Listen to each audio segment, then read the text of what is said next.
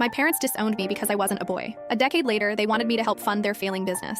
My response left them in tears. I was 6 when I overheard Dad tell his business partner, if only she'd been born with the right equipment, she could have taken over the company. Mom just nodded, sipping her wine. That's when I understood I was their biggest disappointment. Growing up, they made sure I knew. My brother got the bedroom with the view. I got the basement room that flooded every spring. He got college funds and business lessons. I got etiquette classes and lectures about not embarrassing the family. When he crashed Dad's car at 17, they bought him a new one. When I got straight A's and a scholarship offer, Dad said, "What's the point? You'll just get married anyway." At 18, I left for college across the country. They didn't help with tuition or even say goodbye. Mom told relatives I was rebellious. Dad told his golf buddies he only had one child now. My brother called once to say they'd legally remove me from the will. "Nothing personal," he said, "just business succession planning." I worked 3 jobs through college, slept in my car between shifts, graduated with honors in finance, and got hired at a firm in Boston. Within 5 years, I was managing portfolios worth more than Dad's entire company. I bought a condo in cash, drove a car that cost more than their annual revenue. I never called them. They never called me. Then last month, my brother appeared at my office. He looked awful. "The company's drowning," he said. "We need $350,000 to avoid bankruptcy." He explained how Dad's management had failed, how they'd lost major clients, how the bank denied their loans. "Your family," he said. "This is your legacy too."